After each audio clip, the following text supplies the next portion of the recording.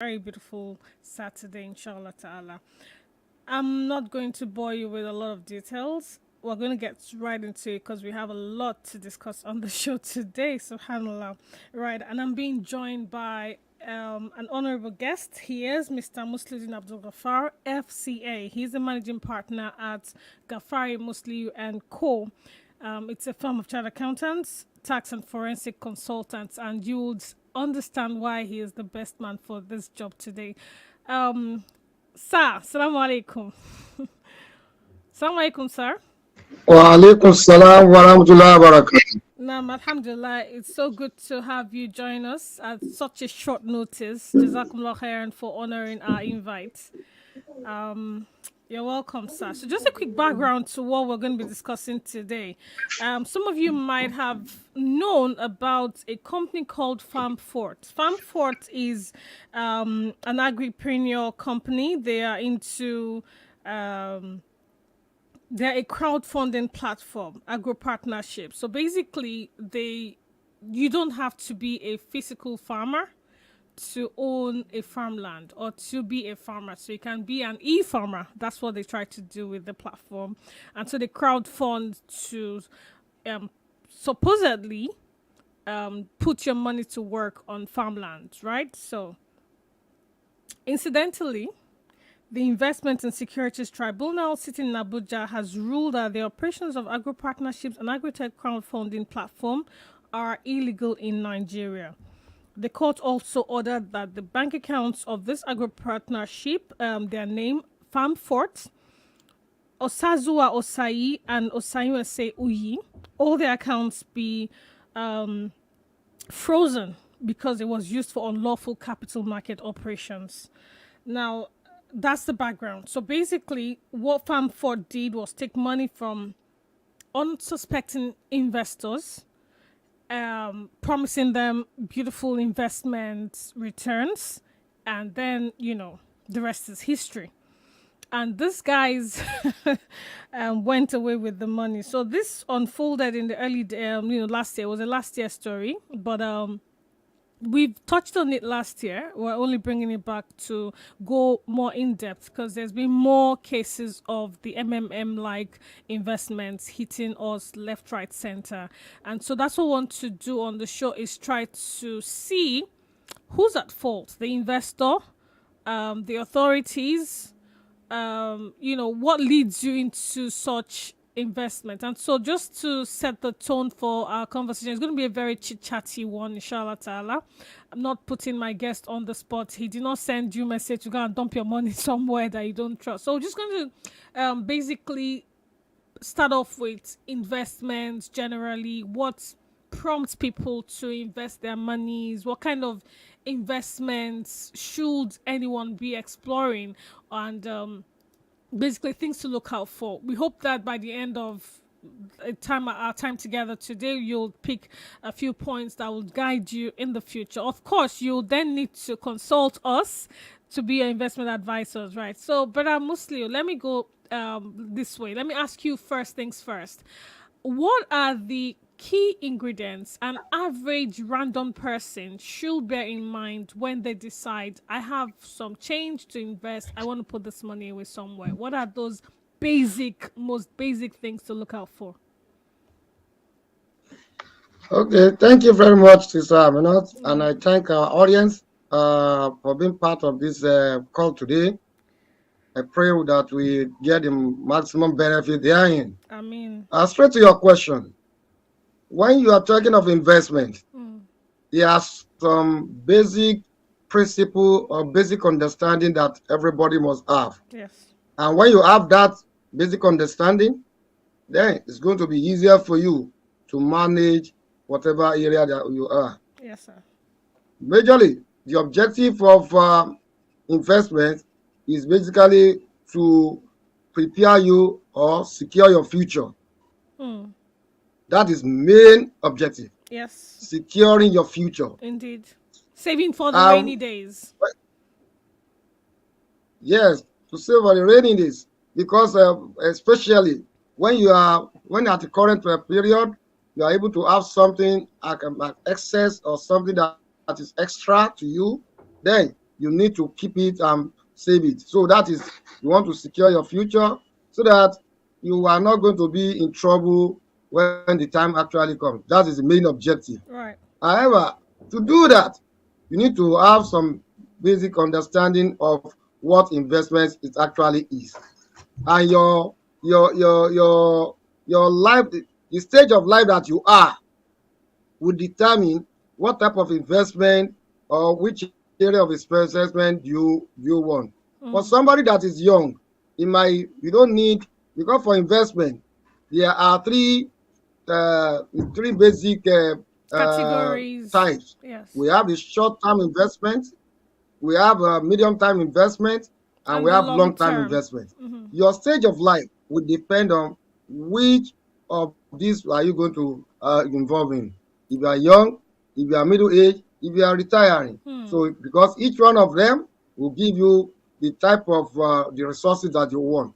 That is basically on investment. Thank you. Thank you so much, sir. And just to pick up from where you stopped, so I like the fact that you've used, and I mean, anybody will fit into this category. So you're either a young person, you're in your mid ages, or you are a retiree. And so with that mindset, where does, because sometimes when we approach risk advisors or investment advisors, they tell you what's your risk appetite. What does this really mean? And how do I know my risk appetite? How do I determine what appetites, Yeah. Thank you very much. In investment, there is a maxim that will say that the higher the risk, the the higher the return. returns. The higher the return. And that is it is a general maxim that people don't understand. Whereas technically, it does not really 100% work out like that. It does not mean that, because this is a high risk, so that means I'm going to have high money. No, it does not. I'm going to have high return. It does not work out at all times in that manner.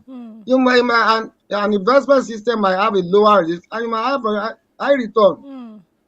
So definitely the risk appetite. When we talk of risk, people need to understand that we have positive risk, we have negative risk. Because most of the time, people think that when you talk of risk, it's just a negative. No, it can be positive risk, because positive risk too can put into trouble if you don't understand it very well. Likewise, the negative risk. So your risk appetite will depend on, like I mentioned earlier, the type of person you are and the stage of life that you are. Somebody, just a simple example, somebody that is hypertensive, we do tell them as investment experts, as a chartered accountant, you cannot invest in something that is so volatile. Taking, for example, you want to invest in transportation. If you are hypertensive, if you are hypertensive, so you hear that the vehicle out accident, so we have to say, you said we get accidents immediately. You have accidents immediately. Hey, hello, driver, where are you? I'm at so. Or when you call, it doesn't pick up. You just go into comatose. Or it doesn't pick up. So if you are hypertensive, you need to know which type of know your limits. If you are the one that doesn't matter. So we have risk appetite is divided into three. The people that are risk averse. Then the people that are risk taker. Risk averse are people that they don't want to take risks at all. I don't want to. No. Don't do this one. Don't go to this one. So there are some type of investment that are good for people like that. And those people who are risk taker, those one are the one that actually look at the risk, manage it. Because risk is basically there is a management technique. Risk is an area of expert. There's an expert area of risk whereby we will be able to identify the risk, put the mitigant, and manage it. Then the last category of risk takers are aggressive risk takers. Aggressive risk takers. Yeah. And those are the type of people that are so much in the society, and at the end of the day, they have their problem with this kind of investment system. Thank you. Thank you so much, sir. Just to touch base with Farmford. Farmford is the guinea pig for our conversation, but there's many of them. I mean, we had MMM, and almost everybody went headlong into it and hit the bottom of it. And there's so many others, actually, in this agri space or product space generally. So for someone that is generally you've explained that you need to understand certain things before you choose your investment type. Now, for an average random person, a literate, someone that has even gone to school, understands that, oh, I should look out for, if this company is advertising for an investment, I should ask for the books and look through the books. You are a forensic accountant. What are those things? So if an investor comes to you and says, oh, I found this information online, they're promising a 30% ROI and blah, blah, blah, blah, blah. They have their books published and all of that. What are those things that you quickly look out for and you can tell, this is a joke. This account is, is a fraudulent account. Just peripheral. Yeah, thank you very much. Like you have mentioned, we are not only a chartered accountant, we are into forensic investigation. We have got different kind of issues like this in the past, Yeah. even including the people in my constituency, the Muslims. Of recent, I heard of somebody that I had somebody called from the UK saying they have invested with one brother. Cow And business, I they imagine. took money up. A cow business? So from a state, Is it a cow so business? I Because don't know the business they feed them. So this there's one been is about three I different don't cow want to mention the state. businesses. Yes, there are about 3 business cow Yes, businesses. I don't want to mention the state, but majority of those people that are there, they are Muslims.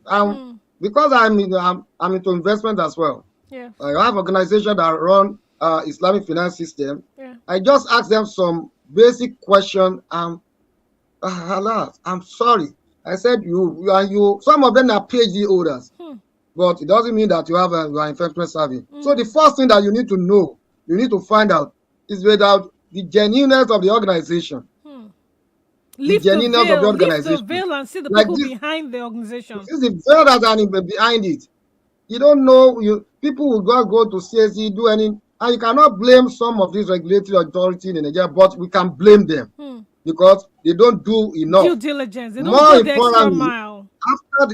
after the registration of organization, those regulatory authorities have the responsibility that we the public put on them, which is in the area of monitoring and evaluation. You need to guide them. That's why if you have a CSE registered organization, you are expected to submit your annual return every time. You are expected to file in the information by your director.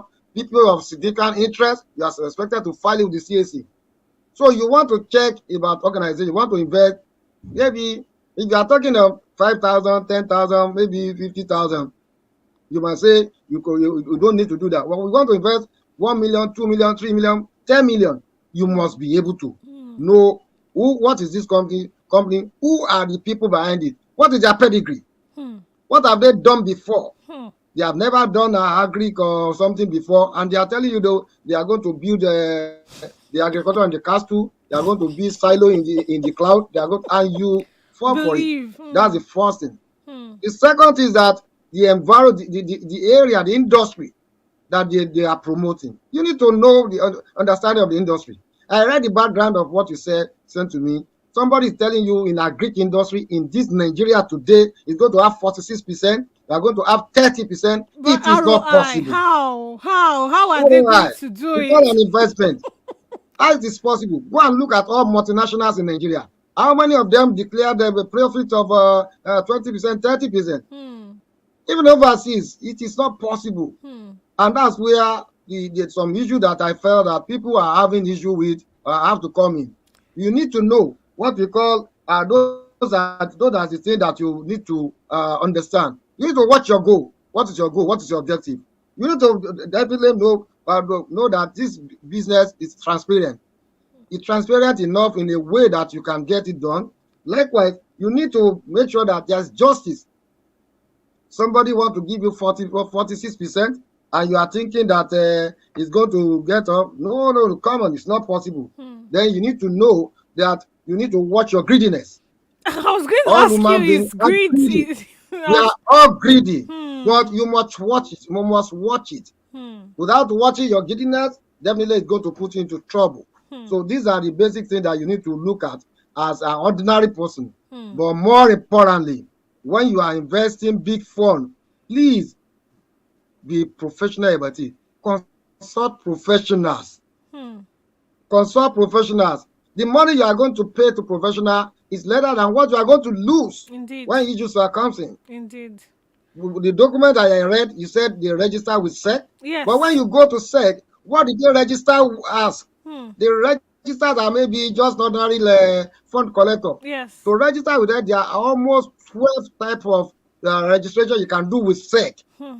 So they just put it that we register with SEC. You go to SEC website, which one? Are they portfolio manager? Are they fund manager? Are they stock broker? Are they digital? You need to watch that. Hmm. We don't do that, we are going to be in problem. Thank you. So thank you so much. So what I hear you saying clearly is this due diligence. You owe yourself the responsibility of going the extra mile to ensure that your funds are secure indeed, especially if it's a long-term thing. You don't need the money right now, but you'll need it in some time to come. And so you have to go the extra mile. You can't feign ignorance. You can't assume, this face value information you are given. However, we still find this. I mean, and it cuts across a lot of industries. We've picked Farmfort as an example, but it's they're thriving in the real estate industry. There's so much scam going on in the real estate space, and people are being ripped off of their hard-earned money. I'm glad you touched on the word greed, because I was going to come to that and say, can it be possible that greed had any role to play in this? Actually, with the MMM, the way the MMM went, it was clear greed. Money doubling. That was just what it was. And how do you assume or even fathom that it is okay that anybody will promise you 100% return? You put in money and you get the exact figure back times two. How is that even possible? So, where would you say we got it wrong as a people? This greed. You said we should put the greed in check. Everyone is greedy, but we should put it in check. We should caution ourselves and we should watch it. But really, who should do more work? Is it the schools? The family? Is there a role? Did they have a role to play in this? In the families that we were raised in, did they play a part in getting us covetous? This covetousness that we see playing out during our investment, did it come from our childhood? Did it come from our upbringing? Is there a role school should be playing in this space? How much work do we expect from professionals, like yourselves? Shouldn't you be doing a CSR that sort of advises the general public on pitfalls in this space? Just general. I know it's a multifaceted. Thank you very much, my It's like an sister. octopus question. Majorly, I see this matter. Yes, no, go on. I said I've asked you a erosion of the value multifaceted. system. Mm-hmm. There's a delay. I see there's a bit of a delay. I apologize that I'm speaking over you, but yes, please go ahead. Okay, so no problem. Can you hear me now? Yes, loud and clear. Yes, sir. Are you hearing me? Yes, sir. I can hear you. Okay, thank you. I said that the issue basically is I see it as erosion of value system, whereby everybody, they don't want to work and they want to reap. They want to live large. Yeah, yes, it's good to invest. It's good to save for. Are you looking at when we are talking of what are the value that you have, that people put forward in their life? Some people put for popularity, fame, money, wealth. A lot of people lack integrity. And when we say integrity, it has a lot of issues that are attached to it. So it's because people lack integrity today. And that's why in my religion, integrity, ikhlas, sincerity of life is very, very important. If you don't have it, definitely you are going to have issue with your life, with all of your life. The life of this world, your life in this world, as well as the life in the hereafter. So we need to train. The family have to let people know.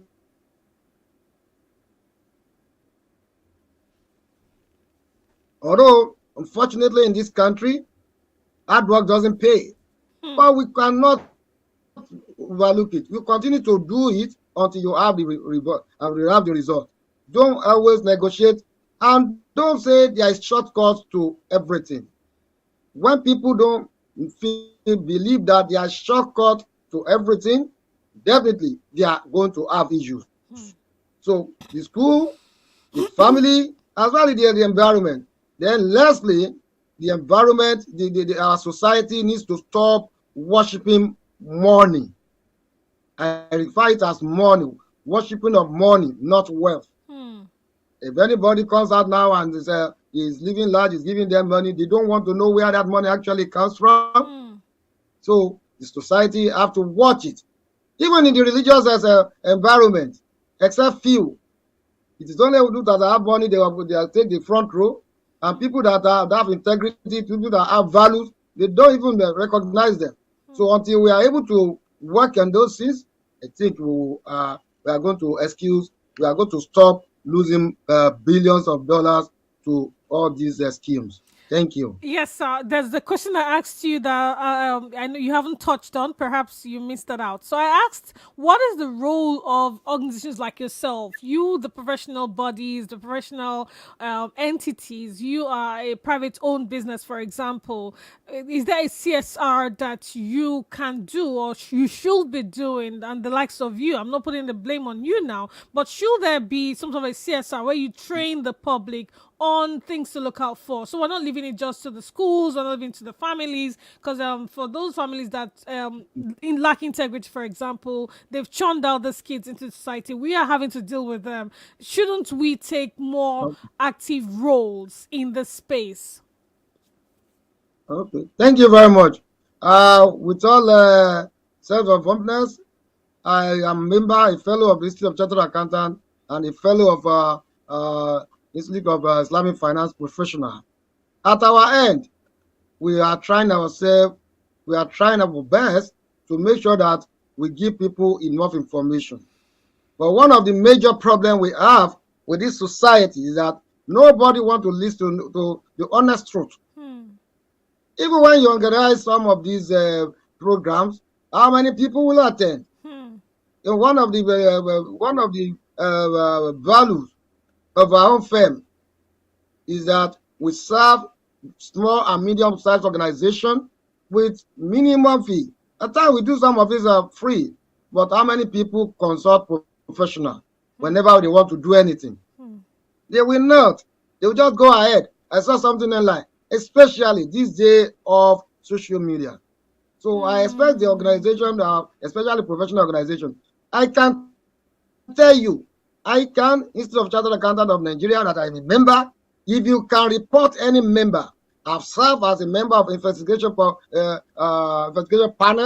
If anybody have a genuine case and you know he's a member of ICANN and he has duped you or just something, you can report that portion to the institute, and the institute is going to investigate it and come out with the finding. Although we still have a lot of things here and there that goes about, but at least you have that channel. Likewise, Institute of Finance Professional, Islamic Finance Professional, very soon when we will become chartered, we will have the power to discipline and monitor our members. These are the other ways. Then, on the personal level, as a firm of forensic accountant, we do advise people. When people come to us, we can assist you. That's what we call background check activities. Whether for individuals, whether for corporate organization, whether for even government agency. We can assist you to do background check. Most of the people, they employ them, especially in the bank, in financial institution. You just employ them without knowing much information about them. At the end of the day, you say they defraud you. You check the background where they are coming to your organization. Before you confirm them as staff, you check where they are coming from, their lifestyle and everything. So as organization, as individual, we are putting in our best. But we are please begging the public, they should approach professional for advice before they put their head and income on anything. Somebody putting 20 million, 40 million to our investment, and you cannot go to see a good professional investment advisor to give you and pay a token, 200,000, 500,000, 1 million. I think it's an aberration. Thank you. Thank you so much, Sides. I want to take you to another space entirely, and I love the way this conversation is going. And personally, in fact, when you touched on background checks, it slapped me in the face, and that's because I should know better. How many of us even employ domestic staff in our homes, in our abode, exposing our families to them, and have absolutely no clue who they are or where they come from, and we don't even take this thing seriously. So this due diligence that you've just touched on is opening a whole kettle of fish entirely. It's a can of worms that I don't even want to delve into because another topic entirely, inshallah. So now that I know that you have expertise in that field, when we bring back that topic back, inshallah, we're definitely getting you back on board because there's so much going on in that space. Today we hear that a security guard connived with a housemaid and they killed the boss. We heard that this happened and that happened, and child was kidnapped and all of that. So we're going to definitely revisit that topic, inshallah, in the nearest future, and we'll have you back on board. Back to this MMM thing. In your talks twice now, I've heard you mention Islamic Institute of Islamic Finance Professionals (IFP) and the roles that they're playing and all of that. So earlier on in the studio, there was a back end conversation I was having with my teammates, and we talked about how people are careless in terms of trade, how they don't even, morality is missing in trade, in business dealings, in transactions. Morality is gone, and you touched on integrity. That's really missing. So I wonder, you know I don't put the whole blame or the whole workload on IFP or any of those, but how can we um start to what should we start to do now to ensure that the generations that are coming aren't entrenched in this quagmire that we are in currently, because we are in a deep sea. We're in real deep trouble, right? We're in trouble right now, and it's across all facets. Yeah. What should we start to do right now to save our children? And so, by our children, your grandchildren, our children, the ones coming 2 generations behind us, what would we do now that would impact them when they start getting to this space? Okay, thank you very much. The first thing I want to start doing now is for the family, the society, and organization to let people see the value in hard work. Value in hard work. When you work and earn, in my faith, because I know that we have the general public listening to us, in my faith as the Muslim, they said the best of what you can eat or what you can consume, of the best of the money you can spend, is the one that comes from your sweat. When you work and earn, is better. Even investment is a work and earn. Investment, when you want to invest, is work and earn. We need to look at that. And like I mentioned earlier, I'll continue to repeat it. If you don't train ourselves on integrity, that is honesty, which encompasses honesty, which encompasses good living, taking something that don't take something that does not belong to you, is part of integrity, which is not, we are not going to get out of this trouble. Then I will say we should start financial literacy from home, from school, from organization. Financial literacy to the public. We have problem. People know how to generate money, but they don't know how to use it. We have been starting. Okay, I can make 10 naira to become 20 naira, 30 naira, but we don't look at the other side, which is the spending side, the expenditure side. We need financial literacy. When people know what is asset, what is liability, what is the investment, what are the key things that you need to look at, then I think our children, our great-grandchildren will get it better. Then lastly, our regulatory agency, the government, we need to give education to people. I was involved in a case. When I said, let's take this case to we are investigating. And I said, based on our own nature, so this person needs to be prosecuted. More or less, it's connected and family member. Let's take this case to regulatory agency. I don't want the problem of police. Oh, I don't want the problem of the court. Oh, I don't want to just let us settle it. Settle what? Until you are able to pick somebody, show him that what you have done is bad, and punish him appropriately, the society will think that they can do it and go away with it. In overseas, in United States, in Europe, people can defraud people and run away for 10 years, 20 years, 30 years. You are very sure, I'm very sure, this is my profession, you are going to be caught one day, you are going to pay for it. Just last week, they caught somebody who's 80 years in the United States for an offense he has committed 30 years ago, and they put him in jail of 100 years. Yes, we know that the other client will say, 100 years. So we'll let him die there. Let him just die there. And they will bury him as prisoners. Leave that of the heaven or the hereafter alone. But in this world, our regulatory agency must do more to make sure that they punish people. This evil of function is as simple. Through Interpol, international police system, they can extradite them. During the period of our President Buhari, he signed a lot of bilateral relationship with the foreign countries.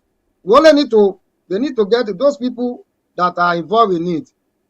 I will advise that they can come together, if they can organize themselves and do a kind of class action. Get a good consultant, get a good lawyer. They can come together. If they have maybe 10, 20, 50, 100, like they have claimed in their website. There are about 40 people that have been let them bring themselves together. They can institute a class action at the Federal High Court, even at the International Court, and they can extradite them, bring them back to Nigeria. Then let them come and face. But most people don't want to go through that route. Just let me leave them. I don't want to allow. I don't know. It's not.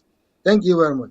Thank you so much, sir. So, this, I know this doesn't have a straightforward answer, but I'm still going to ask it anyways. So, when you say greed is what leads us to be looking for 30% return on investment, 40%. What is a decent, reasonable amount that if you see the figure, it doesn't set you thinking, oh, is this an MMM thing? So what kind of figures should you be looking at? You think, oh, this is a decent return on investment to look at? And before you answer that, just to put it side by side with the Sukuk. So for example, Sukuk offers you 7 point something percent, something that little. So if I had a 7%, I was 30%. Of course, I'll jump at the 30%. So what kind of figure or what percentage should I look at? And I'll say, okay, this is decent, this is reasonable, and let me pursue it further. Thank you very much. I take it from simple business, elementary business. Okay. All of us, but those women that are selling bread on the road, can you ask them? Go and ask them, what is their profit margin? Go to those go to another level, those who are running the bakery, where they are producing the bread. What is their profit margin? Okay, those who are selling the raw material they are using for the bread, they are selling flour, they are selling yeast, they are selling butter, they are selling. What is the profit margin? So, in this, especially in Nigeria, anything that is, I consider anything that is above 20% as excessive. That is my personal opinion. It might not be scientifically proved. Anything that is maybe beyond 50%, 20%, 10 to 30% is okay. When we are getting anything that is more than 20%, go to 30, 40, you have to watch it. What type of business do they want to do? If they are into kidnapping, even if they are into kidnapping business, you know that you are going to spend money to buy weapons. You know you are going to get money to buy the security agency, even when you are caught. So the cost for every business has cost. Anything, government that is giving to cook of 7.5%, 5%, 10%, or 12.5%, they have worked it. This is decent business. In this country, there's no way you can do any business that you can make 30% profit. I'm into business as well, apart from being a consultant. The web is into merchandising. Yes. But by the time we put our books together, we'll say, what is the profit that's coming from? So we need to, a decent one should be when you have something between 10, 15, 20, at least. Then do your background very well of the people that are involved, the type of business that they want to do. One of the problems we have with investors is that most people, they feel that immediately I give you money, to give money to somebody for investment, I don't need to be troubling myself. No, there's a maximum that say your mind should be where your money is. People don't ask questions. They just give the money and go and sleep. You have the right. If I'm a box shareholder of Dangote, I can walk into this company, Dangote, I'm Mr. So. I'm your shareholder. I want to check out something about it. I have this information. But most people, they invest and they go and sleep. At the end of the day, they run into trouble and they start blaming. So when you put money somewhere, you must put your interest here. You must search for it. You must search for information. And you should always be. Some people, let me tell you, in this farm shop, some people are cash out. You know something is going to happen. They've taken their money. They have gone. It's only the sorry that I use this language. It's only the mumu or the food that used to be locked up in a stuffy room. So some people will know that this thing is going to happen and they move out. So we must be able to put some of this thing into place. Anything that is excessive, it's like, taking for example, Islamic finance say, Garar, excessive speculation is not allowed. When you have something that is so excessive in kind of speculation, it is not allowed for you. So if Islamic finance say, okay, maybe average or maybe 1/3 of the cost of the product can be taken as profit. But in this Nigeria economy, where inflation is very hard, where the cost of producing or the cost of running business is hard, it cannot get anything more than maximum of 15-20%. Well, wow. God continue to guide us. I mean, you said something and it just took me back 15 years plus. I bought into a piece of land through a colleague of mine at work then, back in the days. And subhanallah, what you said is you've just dropped too many gems and back to back gems. Barakallah fish, mashallah. So this case is a thing of, I was a mumu. You threw a rock at me, sir. Let me just come out plain. The person that took me to buy a land took back his money. He said he was no longer interested. He wanted to sell his land, and I stayed on. Shouldn't I have seen Koro when something was fishy? And so he got his money back and jumped, and then I got stuck, and I never got my money back. Neither did I get the land. Subhanallah. So yes, truly, we look what we don't see. May God help us. May God save us from ourselves. Just before we wrap up, we need to squeeze some juice from you, more juice. You've been dropping a lot of gems, but let's squeeze some more juice from you because you're a man of many hearts and feathers. So just give us a 101 on investments. If anyone is just joining us now or will be listening later on, what should they take away from all that we've gone through? Those that have experienced MMM, those that have experienced the crypto madness and the digital currency madnesses here and there, the forex madness, all sorts of madness that they've experienced in the name of investing, and they've got their fingers burnt, or the ones that have had it successful but they're just successful, just risk. It was a very they just escaped by the whiskers, so to speak. So a 101 on investment that anyone should walk away with and sort of act, it should be their go-to it should be their go-to gospel, so to speak. That's what they should start to preach. So let's recruits. I'm pleading with you to recruit those that will carry on this message. So what should they go with, and advise anybody else? Look out for these things. Okay. Thank you very much. I might need to. I might change my device very soon because as we know, the power is not there. I might need to change to phone because I'm attending to you through the laptop. So I might join through another platform very soon. So basically, like I have said earlier, the first thing you need to understand when you talk of investment is that you must be able to set up your objective. What do I mean by objective? What did you want to achieve by this investment? Do I want to achieve maybe returns, immediate returns? So short term, I want to use the money to pay for my rent in 12 months time. Would that count for short term, sir? So what with your Yes, question? I want to save this money in this investment so I can take the money and pay for my rent in 12 months' time. Is that short term? yes, yes. That's short term. Hmm. So, by the grace of Allah, I have worked in a stockbroking firm. When people comes in, we ask them, "What is your investment objective? You want to return? You want you want to return, or you want to stay for a long time? You want a capital appreciation? Like taking for example, those people who buy land.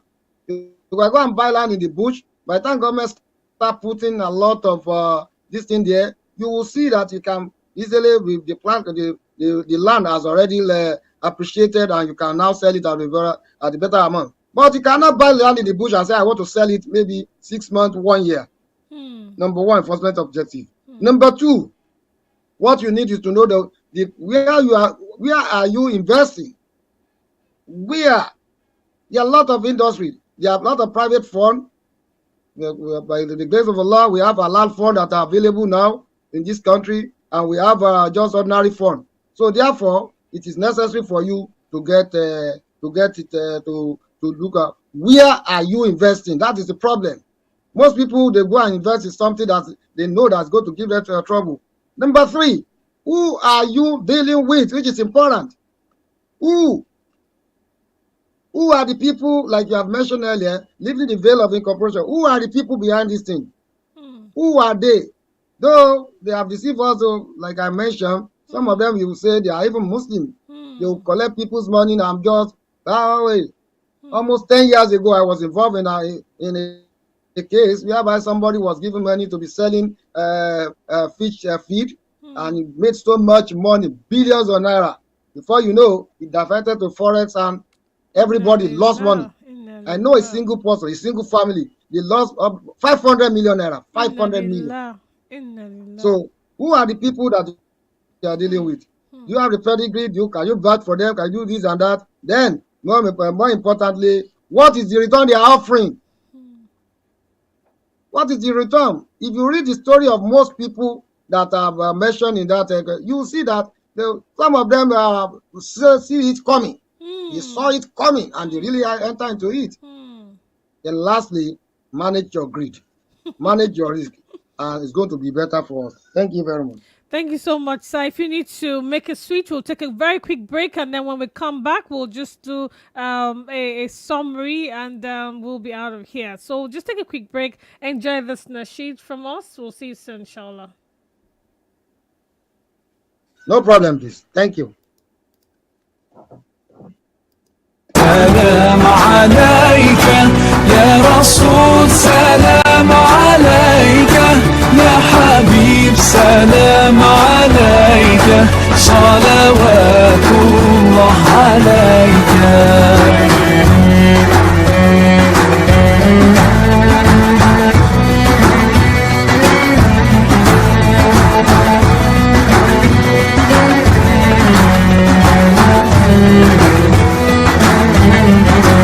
يرتوي بالحب قلبي حب خير رسل ربي من به أبصرت دربي يا شفيعي يا رسول الله أيها المختار فينا زادنا الحب حنينا جئتنا بالخير دينا يا ختام المرسلين يا حبيبي يا محمد يا نبي سلام عليك يا رسول سلام عليك يا حبيب سلام عليك صلوات الله عليك يا نبي سلام عليك يا رسول سلام عليك. Radio, welcome back. If you're just joining us, is the other woman reaching you live on Lights Radio. You can watch us on Facebook, YouTube, on our various social media handles. The Lights Radio on Twitter, now X, Lights Radio on Facebook, and Lights Radio on YouTube. You can catch up with us later on any of these platforms. Of course, you can tune in via Radio Garden and just type Lights Radio, Lights with the S, and you'll be with us. Right, we've been talking to a sheikh, believe it or not. I know he won't accept it. Professor, mashallah tabarakallah, he's brother Musliuddin Abdulghaffar. He is a fellow of the ACCA. He's also a fellow of the IIFB, the Islamic Institute of Islamic Finance Professionals, and he's been sharing back to back to back gems with us on things to look out for on investments. And so I want to put him on the spot now. Say he's a man of many hats and he has his hand in all over the place. So we that are just here, just random people, want to know where can we put our money. Be like anything not safe for there outside. Where can we put this money? I need to put my money somewhere. I'm just growing my family. We're still a very young family. We have small 10 cover change here and there that we can put away.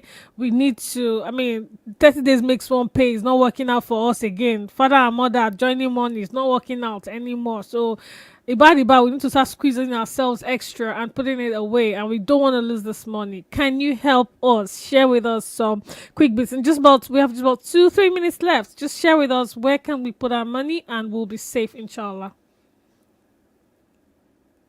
Okay, thank you very much, my sister. This person, my answer to this I might be biased. Yes. But by all means, you should be biased. About my experience. Yes. Is my experience is the way I've seen it. One of the better way to put your money is the capital market, register capital market operation. You can put your money in stock. So inshallah, you are going to have your result. You can put your money in some of these specialized fund that is well registered. Sorry to mention some organization. The locals are having some ethical fund. In the past, IBTC was having some ethical fund. You can put your money into that. Then you can put your money together, which is what I do most. Get good Muslim brothers and sisters together, like a mutual fund, and form an organization. Okay. And put the fund together and continue to run the business, and the business can grow and become something else. But let me warn you: don't say because you are Muslim, you don't put up. Quran has told us in Surah Al-Baqarah, put documentation. Most of the investment that goes up, there's no documentation. You don't inform professional. You don't call a good lawyer. You don't go to a good accountant. You don't go to have a good auditor.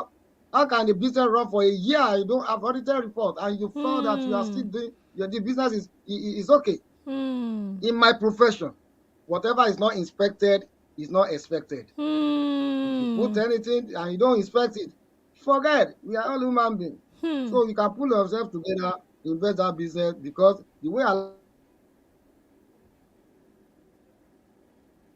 network Allah created us that a single person cannot have everything needed. It's going to operate the business, and you cannot be the one that's going to have the money. Come together, put something. Then you yourself as individual. Most people, yes, people might claim we don't have time. Why can't you go into petty business, buy and selling, doing something with professional service, especially women? I'm an advocate of women, Muslim women, very better, because when a Muslim woman can solve our economic issues, I feel that she has solved about 60 or 70% of the marital problem that they used to have. So women get involved, do something.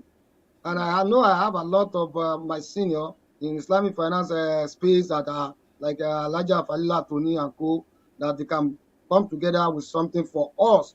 So those are the major area they can put your money. And I know, inshallah, with dua and with the right attitude, you are not going to burn your finger. Thank you so much, sir. It's been a pleasure having you on the show today. We are out of time. Alhamdulillah, we touched on all the things that I wanted us to touch on. And that last gem, that one you spit last. Oh, guy, I doff my heart for you, sir. If you don't expect, you don't expect. Oh, Wale, enter, he choke. Mashallah, well done. Barakallahu fi. Thank you so much, sir, for coming through for us at the shortest notice possible. I assure you, I'm going to bring you back, sir. There's so much to tap from your wealth of resources. Barakallahu fi, jazakumullah khair. And thank you so much for tuning in. We'll see you same time next week with another beautiful episode of The Other Woman. Until then, have a blessed weekend. Masalam. Thank you very much. Yes, sir.